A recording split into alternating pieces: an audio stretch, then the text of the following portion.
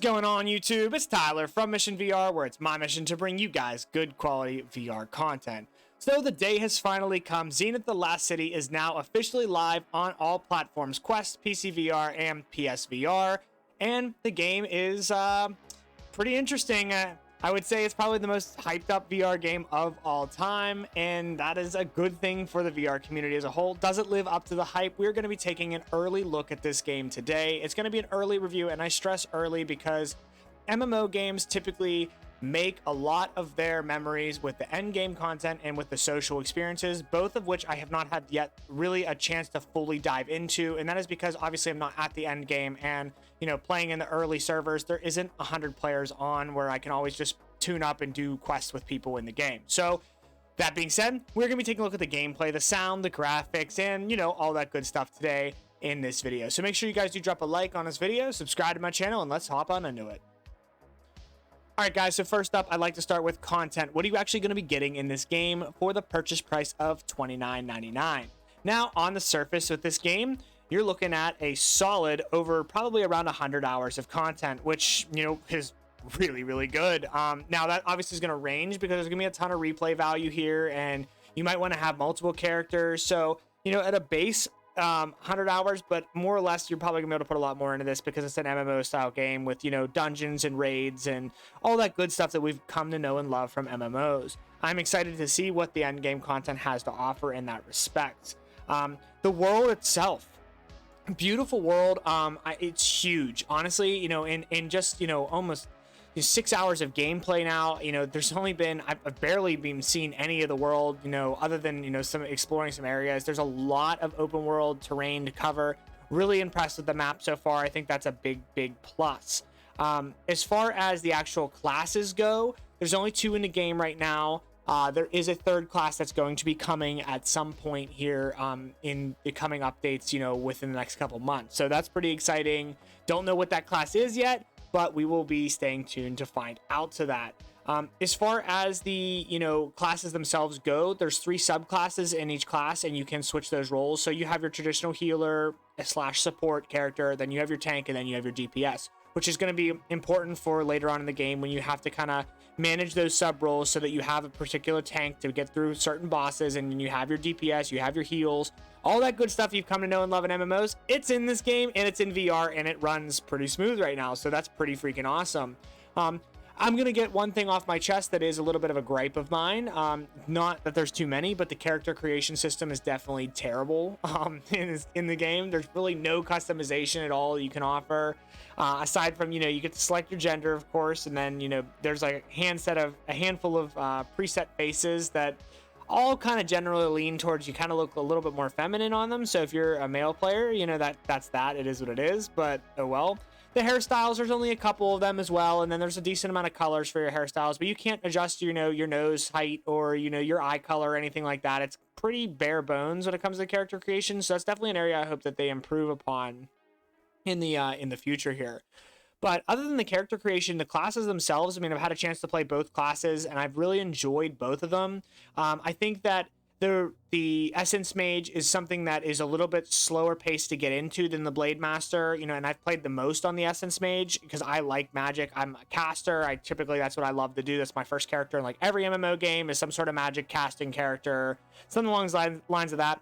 And I found that I really wanted to see a little bit more from, my weapons, my primary weapons. I wasn't able to get any other primary weapons, and I know that there was a screenshot shared where you can get like some sort of staff or something. So there's a lot that I haven't seen from this class yet, but I have enjoyed some of the abilities that I've gotten. And whenever, the gesture-based magic is freaking awesome, and it works really good. So when I want to call a lightning bolt down, I bring my hand down, and I'm bringing the lightning bolt down from the heavens on them, or a boulder down from the heavens on them, and then I can swipe to my left, while I'm holding it and casting a magic firewall up.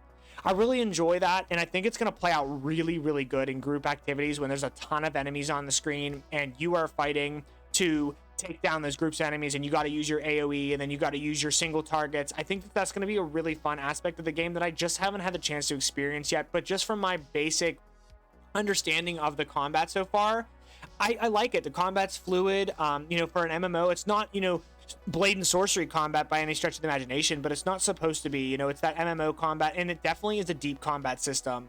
As far as, you know, it's challenging. And, you know, just using the Blade Master as an example, you know, you run out of stamina by blocking enemies' attacks, so you have to time yourself accordingly, because you can be getting swarmed by an attack and you're blocking 3 attacks in a row. Next thing you know, you're out of stamina and you gotta dash away. And if you don't dash away, you're gonna lose a ton of health. And believe me, you will die in this game. I've died plenty of times already. It's a lot more challenging than some of the other games I've played, and I like that. I think that adds the ability for me to want to go and do side quests to upgrade my character and get new loot, which is, you know, the core of an MMO game like this. Go do side quests, get more loot, upgrade my character. That's all well and good. I definitely found that the Blade Master was a little bit more upfront, you know, kind of a little more fluid gameplay than the Essence Mage. I think the Essence Mage is gonna, like I said, become definitely a staple later in the game whenever you unlock some of the more powerful and cool spells. The Blade Master, obviously, you know, you get blades and you can dash in and out of combat, and you just feel really fluid doing it. So overall, I thought the combat was pretty solid, and as far as the content side of things goes in this game, I really thought there was a good variety of enemy types already right out of the gate, and I've barely seen the game, so I'm definitely pumped about that. The game's challenging. There's lots of side quests to do. The flying around the map is, you know, you have to turn a certain type of gliding on. You want sensitive gliding on. It's something that's turned off by default, so make sure you go in and turn sensitive gliding on. Otherwise, you're gonna lazily glide in like one spot, and it's kind of dumb. It's a mechanic that doesn't work. The sensitive glide should honestly just be on from the start. I don't know why it's not, but oh well, it is what it is. Make sure you turn that on. It definitely makes flying a lot more fun. And then when you get more stamina, it definitely increases your duration of flight, which is absolutely awesome. I'm really, really excited about the loot system in this game. I think it's really cool, you know, being able to actually see my character, you know, actually wearing his armor, you know, looking down at my wrists, and, you know, when I put a new pair of gauntlets on, I can actually see them on my wrists. This is something that hasn't been done yet in a VR game. A lot of the RPGs I've played, you get new armor, you get new equipment, you can't ever see it on yourself. You know, this game, I can see it on myself. So whenever I finally do get that legendary piece of armor, I'm gonna be able to look down at my body and be like, yeah, man, I look sweet right now. Or I get those legendary swords and I'm gonna be able to pull those things out and they're gonna look awesome. So really pumped about this game so far, you know, in the content side of things. I think there's a lot here, and there's only really, it can only go up from here with the content side of things. So definitely a lot of content here. And for $29.99, you know, if you're somebody who likes RPGs and you like social experiences, you know, and you've been waiting for an MMO, which a lot of people have been, and this game is super hyped for that reason, I think you're gonna really enjoy, you know, your opening hours of this game they're gonna captivate you. There's no doubt about it.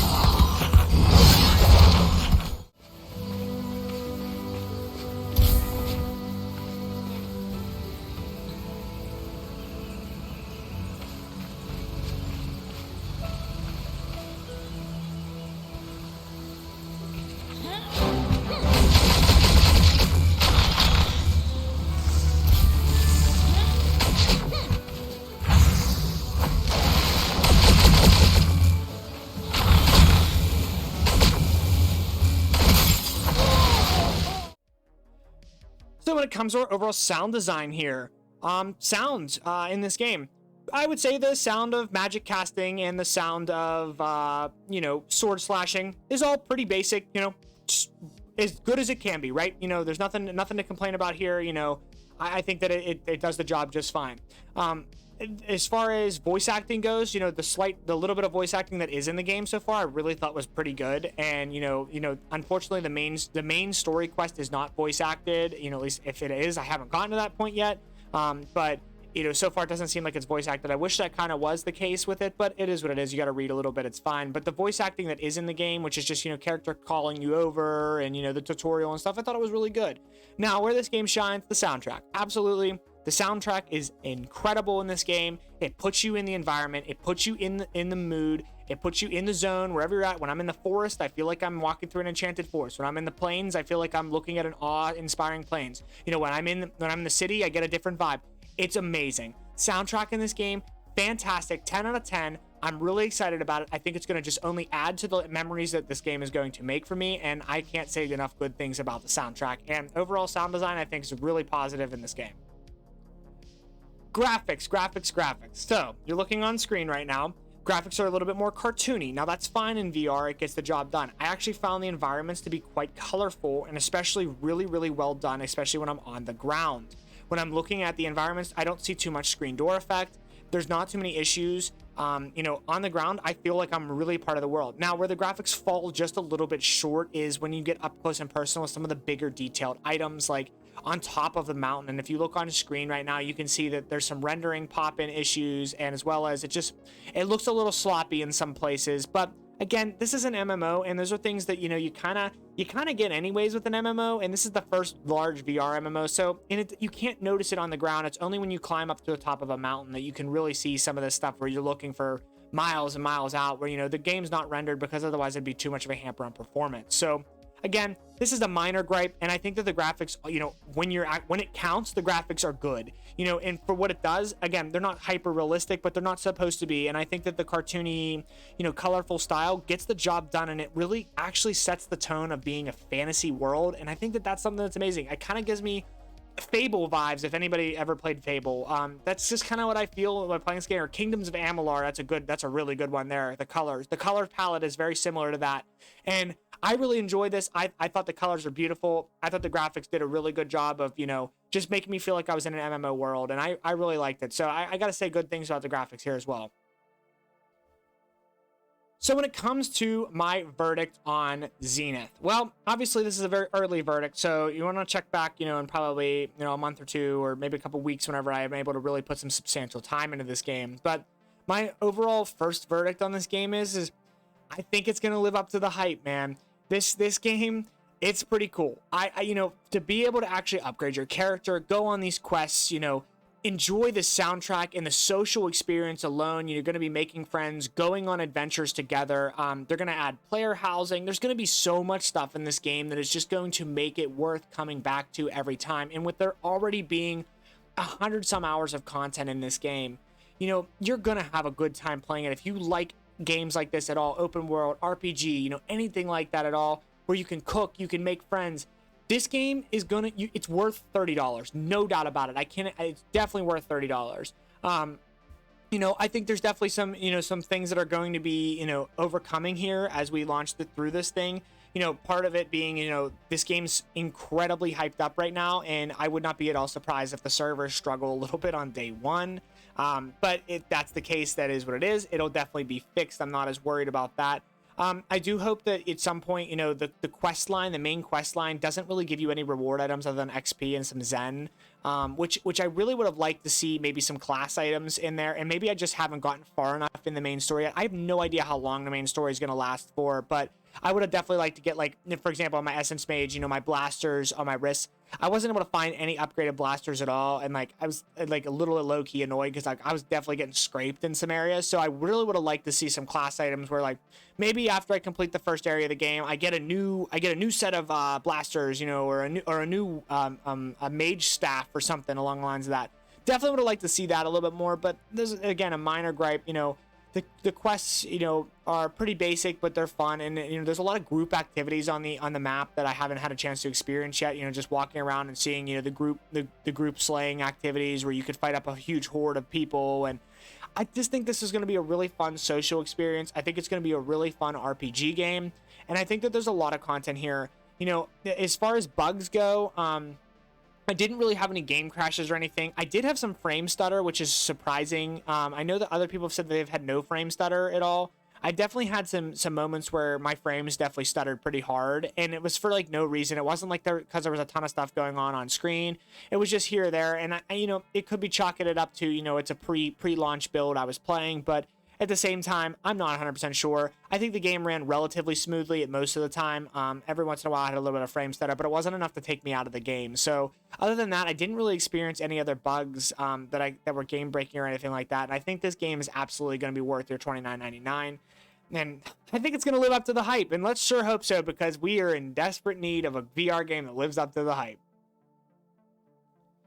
Well, guys, that is it for this video. Make sure you guys stay tuned for more videos like this one, and drop a like on this video and subscribe to my channel. I'm bringing a ton of VR content, everything from game reviews to live streams to VR news, the top 10 lists. I do it all. So make sure you guys do drop a like on this video, subscribe to my channel, and I will see you in the next one.